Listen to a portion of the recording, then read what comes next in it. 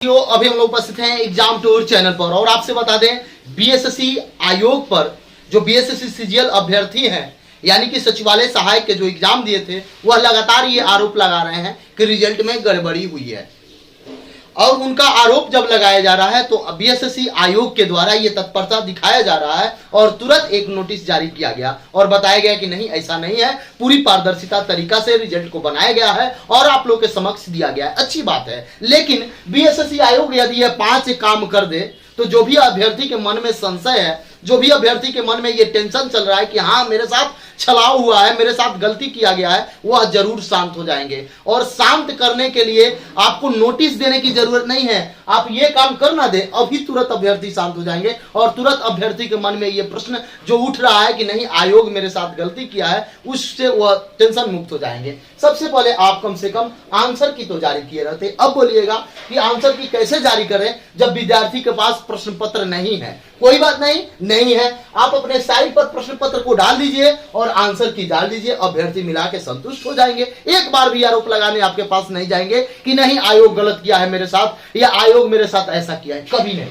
दूसरी बात, यदि आज के बाद से एग्जाम हो या प्रयास किया जाए तो OMR का भी कार्बन कॉपी अपलोड किया जा सकता है। चलिए कोई बात नहीं, यदि ये नहीं कर पा रहे हैं तो कम से कम प्रश्न पत्र और आंसर की डाल देते ताकि अभ्यर्थी ये भी देख लेते, जिनका रिजल्ट हुआ है वो भी सोच लेते कि मैं ये रीजनिंग का इस बार गलती किया, मेंस में गलती मेरे से ना हो। और जिनका रिजल्ट नहीं हुआ वह ये सोच लेते कि मैं ये जीएस का प्रश्न 5 जो गलती किया जिसके कारण मेरा रिजल्ट नहीं हुआ, तो आने वाला भविष्य में जब मैं कोई एग्जाम देने जाऊंगा तो वहां मैं गलती नहीं करूंगा, वह भी सुधर जाते। यानी कि आंसर की और प्रश्न पत्र आपको जारी करने से 2 फायदा अभ्यर्थी को मिलेगा। और 2 बेनिफिट क्या मिलेगा कि एक, जिनका रिजल्ट हुआ है वो भी अपने आप में सुधार कर लेंगे और जिनका रिजल्ट नहीं हुआ है वो भी अपने आप में सुधार कर लेंगे कि मैं किन कारणों से मेरा रिजल्ट छूट गया।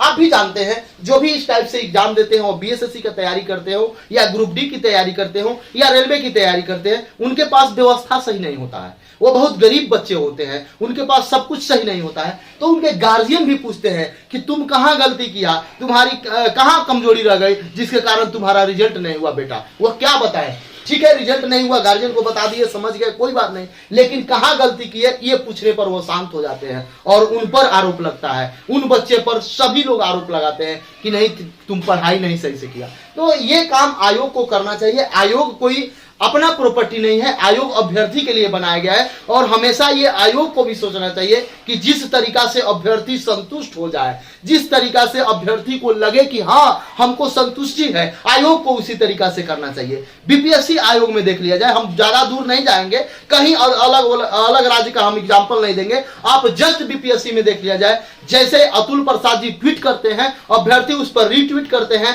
या प्रश्न पूछते हैं या कमेंट करते हैं तो उनके द्वारा तुरंत उस पर रिप्लाई दिया जाता है। ठीक है, कहीं गलतियां होती होगी, मैं ये मान ले रहा हूं, लेकिन वहां अभ्यर्थी संतुष्ट ज्यादा हो जाते हैं। बीएसएससी आयोग यानी बिहार कर्मचारी चयन आयोग के अपेक्षा बीपीएससी पर लोग ज्यादा विश्वास कर रहे हैं। ऐसा क्यों कर रहे हैं? क्योंकि वह आंसर की जारी करते हैं। आप भी आंसर की जारी करिए ना सर, आंसर की जारी कर दीजिए और हम अभ्यर्थी से ये डिमांड मांगिए कि कहां पे प्रश्न गलती हुआ है, हम लोग उस पर सुझाव देंगे। अगर उसमें भी होगा एनसीईआरटी का हम लोग कोट करेंगे कि ये है, थोड़ा हम लोग को भी आप देखिए और उसी तरीका से कीजिए। चलिए, ऐसा होता है, हमेशा ये करना चाहिए कि पीटी का एग्जाम हुआ जस्ट उसका आंसर की जारी कीजिए, एग्जाम के 10 दिन 5 दिन बाद, और अभ्यर्थी से ये आपत्ति मांग लिया जाए, एक सुधार की ये भी गुंजाइश है।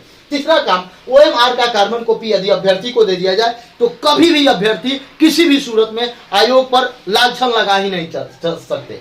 उसके बाद कट ऑफ जो जारी किया जाता है परसेंटाइल में, अच्छी बात है, लेकिन यदि अभी परसेंटाइल में जारी कर रहे हैं, ठीक है, ये परसेंटाइल का तब महत्व होता जब इन सारी चीज को किया जाता, तब बच्चे समझ पाते। ना ये समझ पा रहे हैं, ना ये समझ पा रहे हैं, ना आंसर की समझ पा रहे हैं, ना कट ऑफ समझ पा रहे हैं, ना आपका परसेंटाइल वाला जो कट ऑफ है वो समझ पा रहे हैं। और एक बात अभ्यर्थी के द्वारा आप ही देख सकते हैं, 3 शिफ्ट में एग्जाम लिया गया तो रिजल्ट तीनों का इक्वल दिया जाता है, ये भी नहीं हुआ, जबकि बताया गया था, ऐसा आप ही के द्वारा जो नोटिस था उसमें दिया गया था कि तीनों शिफ्ट से इक्वल कैंडिडेट लिए जाएंगे, जबकि इक्वल कैंडिडेट नहीं लिया गया। ये कैसा पारदर्शिता है? ये किस तरीका से सही मान लिया जाए, किस तरीका से अभ्यर्थी इसको एक्सेप्ट करें और समझे। लेकिन ये काम यदि आप कर देते हैं तो कभी भी कोई भी अभ्यर्थी और कोई भी व्यक्ति आप पर आरोप नहीं लगाएगा। तो मेरा नम्र निवेदन है माननीय मुख्यमंत्री से, माननीय शिक्षा मंत्री से और माननीय अभी वर्तमान समय में जो युवा उप मुख्यमंत्री है उनसे कम से कम बीएसएससी आयोग पर भी ध्यान दिया जाए, इस पर भी रिसर्च किया जाए कि हाँ क्यों चेंज नहीं किया जा सकता है, इसमें भी तो परिवर्तन किया जा सकता है, इसमें भी तो सुधार किया जा सकता है। अभी आप चले जाइए, हमेशा चुनाव होता है उसमें बहुत सारा सुधार होता है। पहले वोट दिया जाता था तो केवल दबा दिया जाता था, अब दिया जाता है तो प्रत्याशी का फोटो भी आ जाता है। तो अब हम लोग का कम से कम प्रश्न पत्र तो आ जाए, कम से कम ओएमआर का कार्बन कॉपी तो आ जाए, कम से कम आंसर की तो आ जाए, कम से कम कटअप तो समझ ले।